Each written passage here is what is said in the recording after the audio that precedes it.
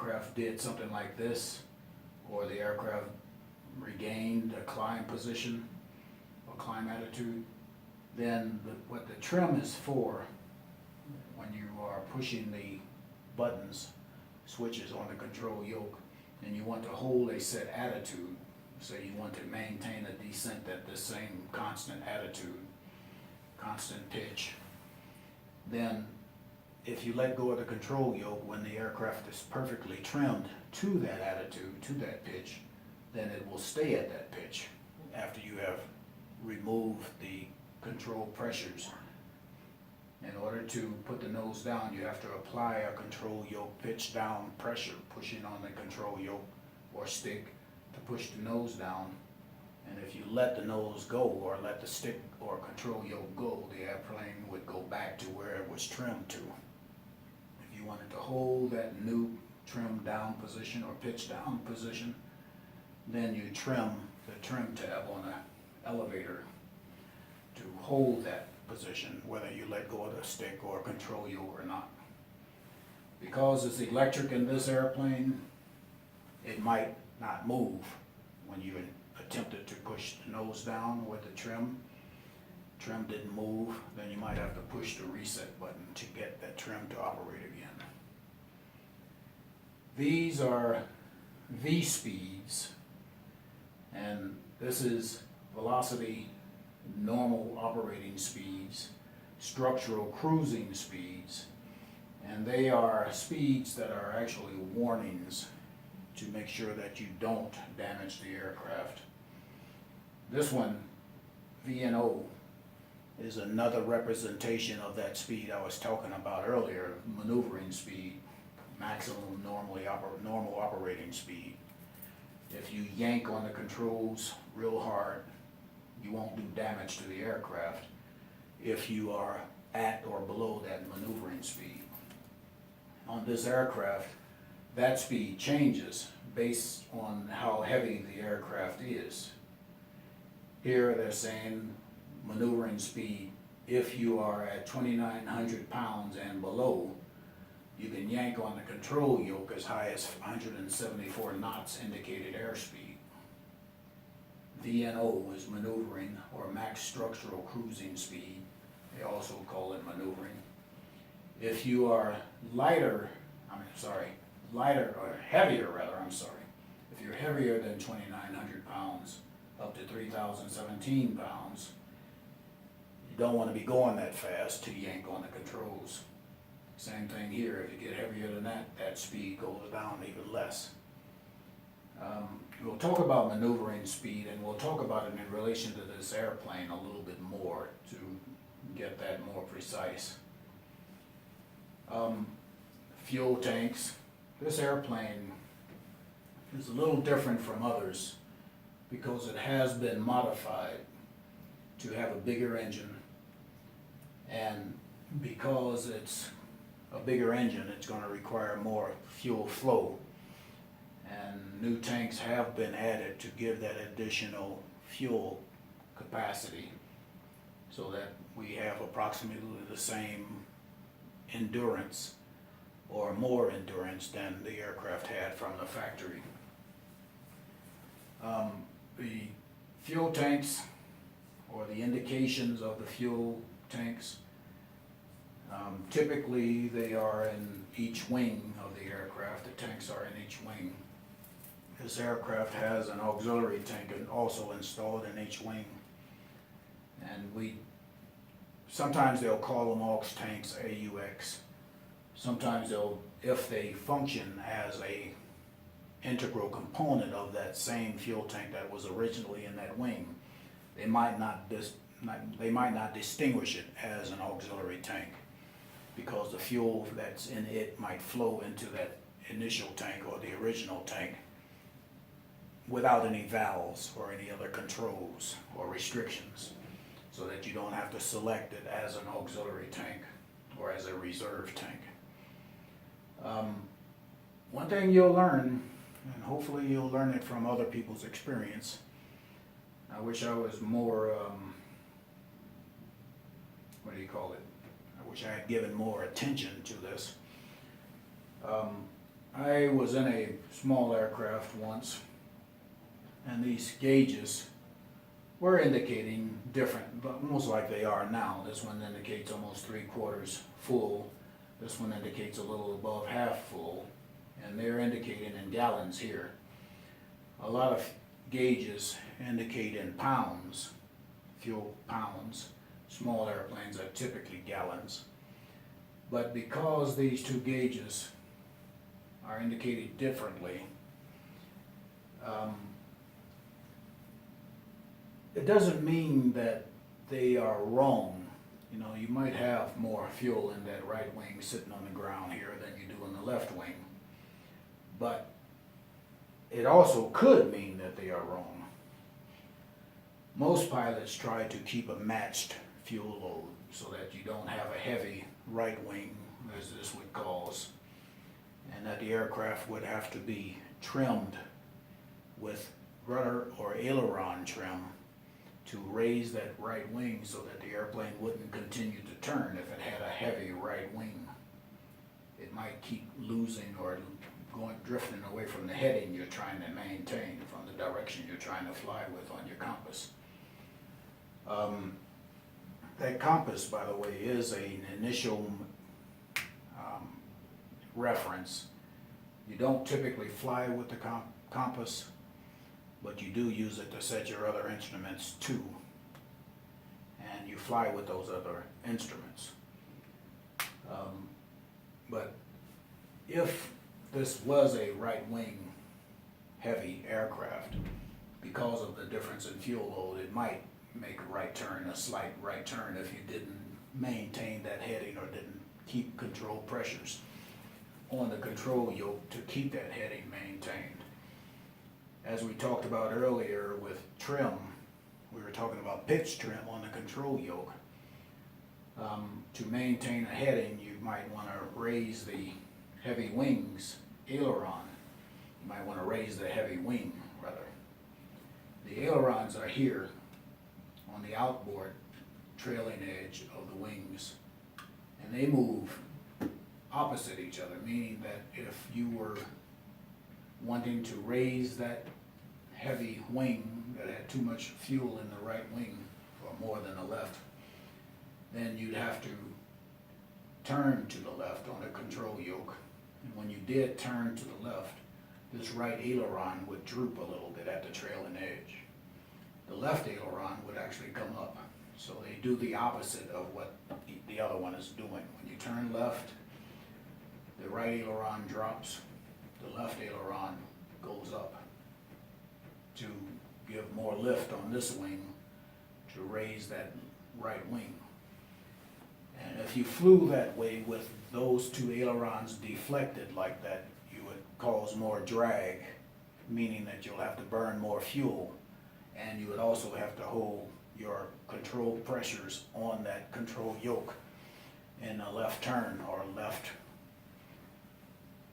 correction to raise that heavy right wing.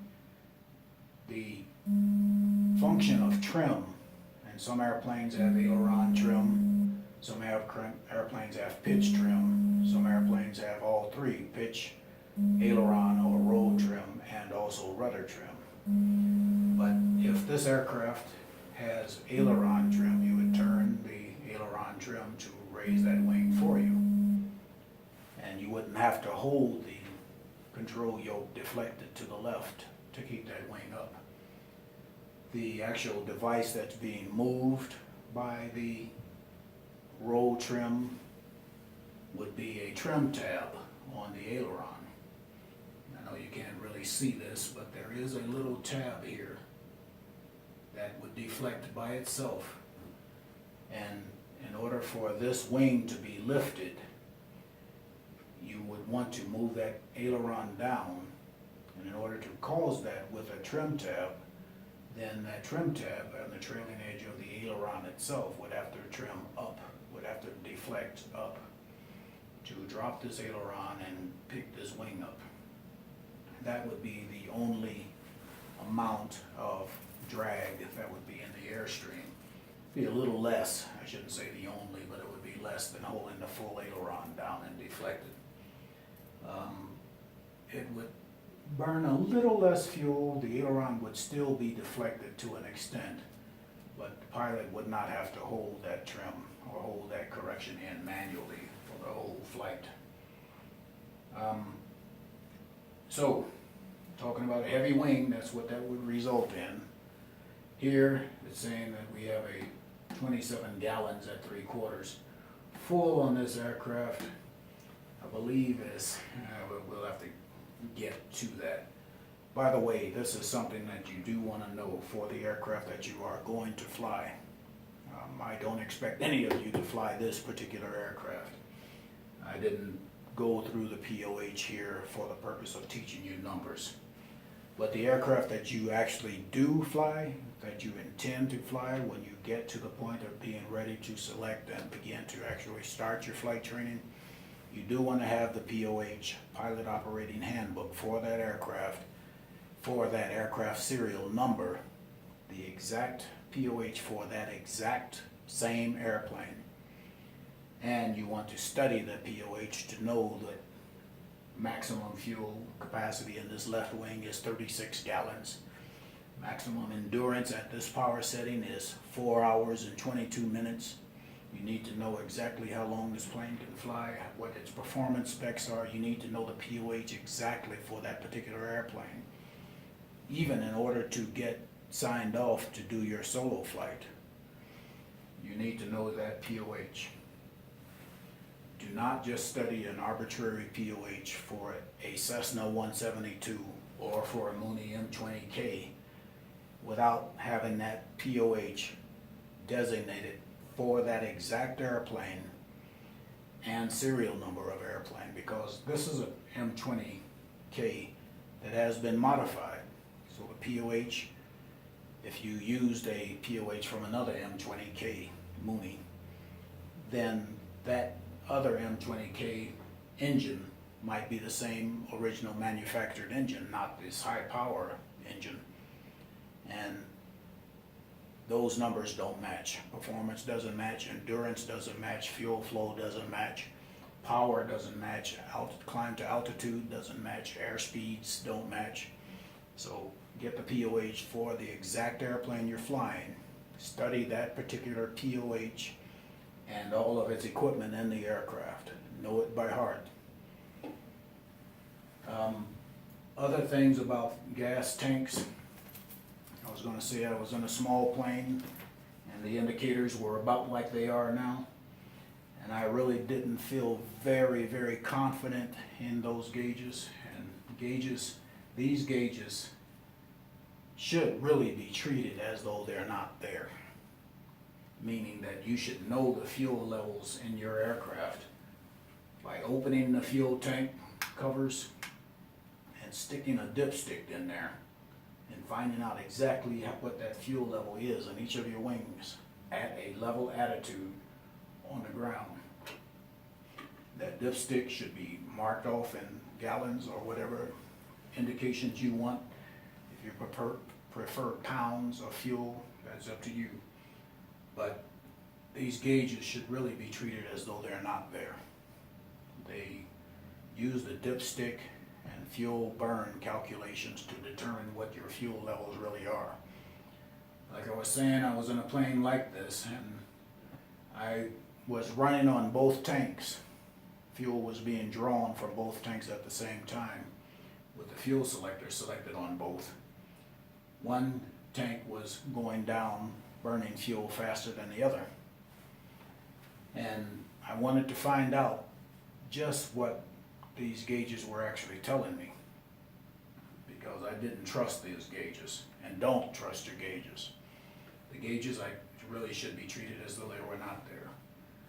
That airplane actually ran out of fuel while I still indicated half tank on one of the gauges. And yes, we were right over an airport, and I determined that I was not going to switch tanks to find this out. I wanted it to run out of fuel because I was over this airport, and I wanted to find out now before we entered a mountain range. And it let me know that when we glided down and on the runway and stopped and sumped the tanks, that we knew that the gauges were garbage. So don't trust your gauges, don't trust your fuel gauges. Dip before each flight, know what you have on board. Don't trust those gauges, treat them like they're not there. This particular sign or placard, and the word placard, by the way, is a very important word, P-L-A-C-A-R-D, P-L-A-Q-U-A-R-D, P-L-A-C-A-R-D. The word placard is a very important word. These are required pieces of equipment in the aircraft. If one of these is peeled off and it's required in the POH, listed as a required piece of equipment in the Pilot Operating Handbook, or AFM, Aircraft Flight Manual, or FM Flight Manual, if one of these placards are missing, then the aircraft is really unairworthy. To talk about these placards, we talked about maneuvering and speeds change based on weights. We talked about the flap and trim reset buttons to reset the circuit breakers or reset the connections for those electrical operated devices to get them to operate again if they don't operate when you want to. This placard is talking about the RNAV, and RNAVs are something that is really not used in aircraft very much anymore, although this one is equipped with an area, is what that stands for, area navigation, RNAV. It says RNAV approaches that are coupled with the autopilot, meaning that if you are using RNAV to make an instrument approach or make an approach to the runway to land, automatic or autopilot coupled RNAV approaches are prohibited. Don't do that. Meaning that the signals from the radio navigation or the area navigation radio are not dependable to drive the flight controls, which are the ailerons, elevator, pitch trim, and the rudder. They're not dependable enough to make an instrument approach using your autopilot and RNAV coupled together. Having the area navigation drive the autopilot, which drives the airplane. That placard says it's illegal to do it. And if that placard is gone and you attempt to make an RNAV coupled or autopilot coupled RNAV approach, you might end up dead by trusting that equipment. So again, fuel tanks or fuel tank indications, treat them as though they're not even there. Use the dipstick method to know what your fuels are. You can use them as references and backups. If you know that they're functioning correctly, it's another story, but use your fuel burn calculations and your dipsticks as the method to determine what your actual fuel is. The next item on this instrument panel, and again we started over at the left in front of the pilot with the OAT gauge, then we went to the airspeed indicator, then we went to the attitude indicator or artificial horizon, then we went to the altimeter, then we went to a few placards and to the flap and trim reconnect button or reset button. And we talked about fuel gauges as though they were not even there. And now we are moving across the instrument panel to the aircraft ID. This is something that really should be there. I don't think any POHs stipulate that tail number, and that's what we're calling this. I don't think the POHs stipulate that tail number placard has to be there, but all pilots want it there. If I'm flying a plane that I typically don't fly, like one at a flying club, I fly a lot of different airplanes. If I'm talking to air traffic control or tower or ATC for another, abbreviation for air traffic control, then I would want to tell them that I am aircraft November 3556 Hotel, and use that phonetic alphabet. Use the exact words that are listed in the Airman's Information Manual that compose the A through Z words that are used to substitute for those letters. Use the exact same words that are in that AIM, Airman's Information Manual. November and hotel are in that manual. You don't say Nick and Howard. Use the exact words that are in that manual for the phonetic alphabet. The reason is because you might use the number or the letter 9, N-E-I-N, a German word for the number 9. Or you might use Hazel. And if I am a German, or if I am a person from Scotland or from America or whatever else, I might not be used to the letter N standing for Nick. I might not even know what Nick is or what Hazel is. I'm not used to hearing those words, but wherever I am around the world, I probably know what November is. And it's required that you read, speak, and understand the English language in order to fly. And I will know what hotel is.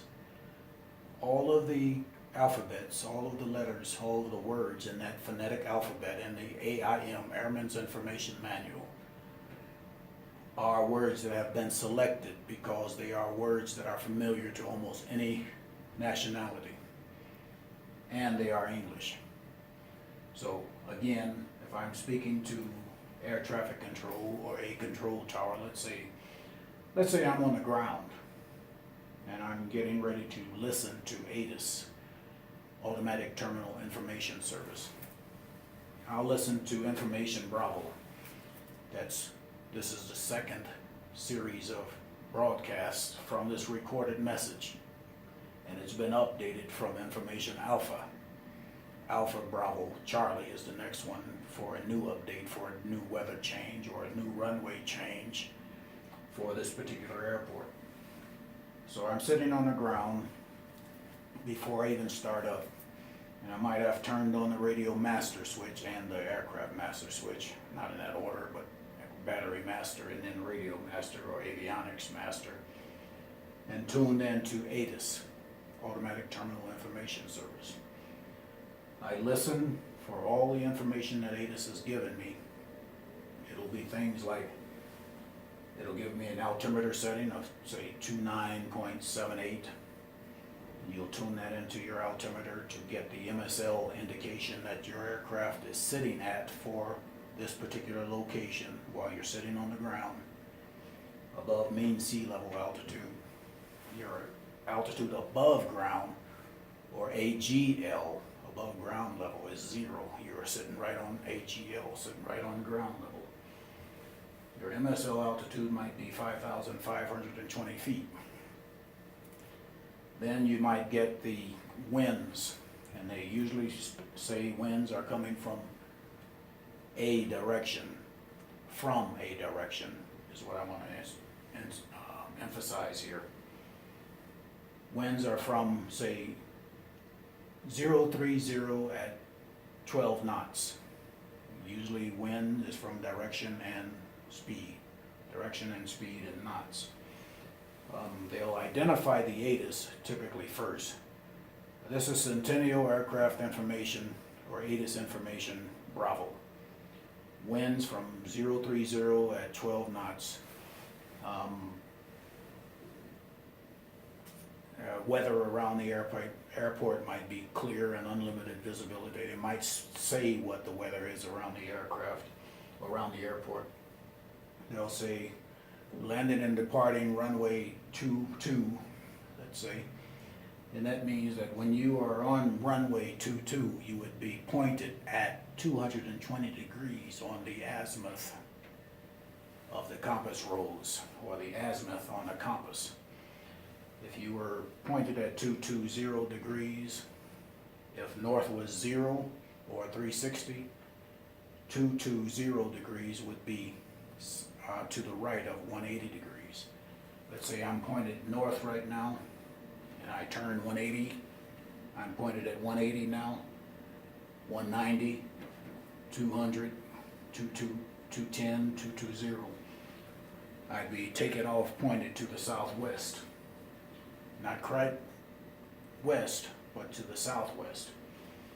They give you on the ATIS information server, Automatic Terminal Information Service, the version of the ATIS, information Bravo, let's say, or Charlie if the winds change at this airport.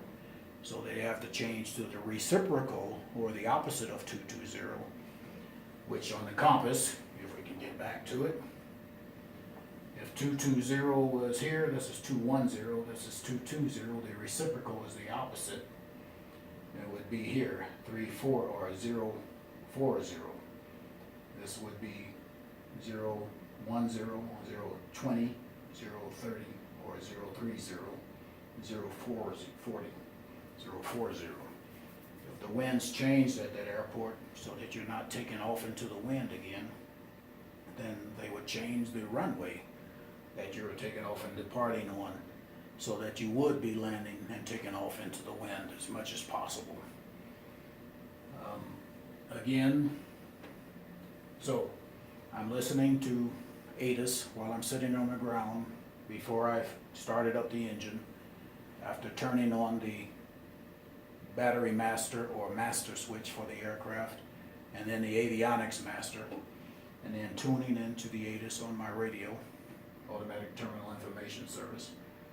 And after I find out which taxiways the ATIS told me to use and which runways we're going to use and where the wind is coming from and what the expected forecast or weather is, then it might tell me to contact ground control.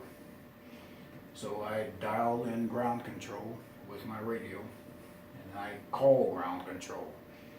And I would say to ground, Centennial Ground, this is Mooney, November 3556 Hotel at Area Golf, let's say, on the airport taxiway ramps. With information Bravo, ready to taxi for departure southwest, meaning that I want to taxi for takeoff to the active runway that ATIS told me to go to. And my desired departure direction is to the southwest.